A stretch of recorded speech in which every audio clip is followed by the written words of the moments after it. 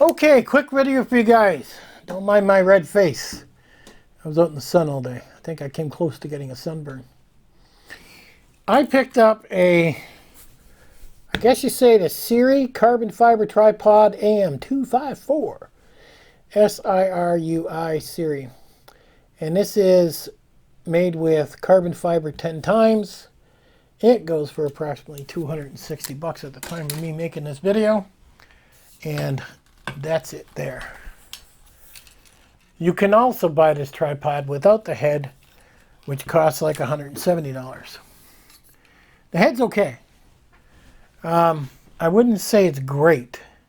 I've had it out with my big lens on it, and I forget what this supports. What does this support? This tripod supports 26 pounds, so more than ample. I mean, I'm lucky to get 10 pounds with my mirrorless. And that's nice since I'm running the mirrorless, because that dropped the weight, but my lenses didn't. So why this tripod? Well, this tripod was the reason for the selection because it's 2.5 pounds. And that's with the head. That is why I picked that up. And it works the same way as I used to have a $1,000 tripod, but it was way too heavy. I'd always leave it. I'd never take it with me. And that was the problem. Now, so since I've been in the market changing out tripods and I've upgraded my gear to a mirrorless and stuff like that, this caught my attention. One, because it's 2.5 pounds and because it holds enough weight for my big camera.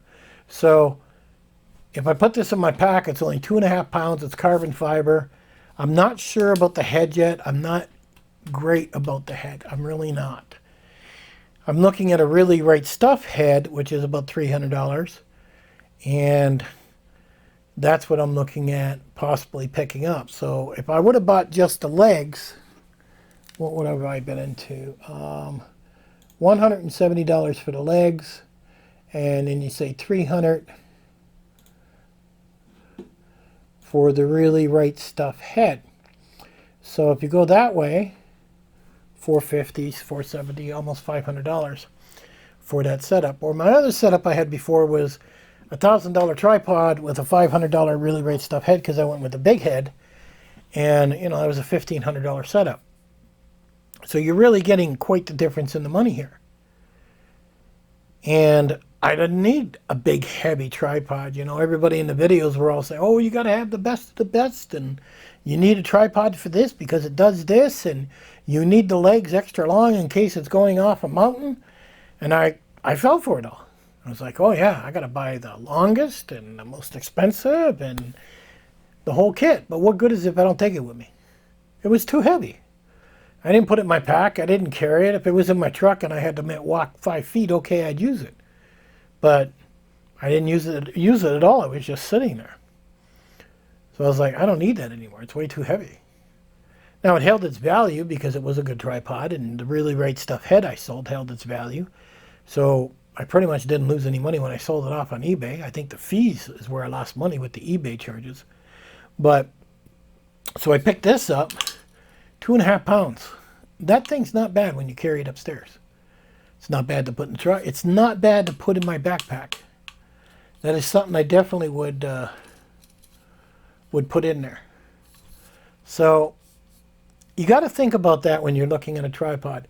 Now, if I was sitting in water shooting a waterfall and the water was moving quite rapidly, I mean, it does have a thing for putting weight in the middle, but it's not a tripod I would leave by itself unattended.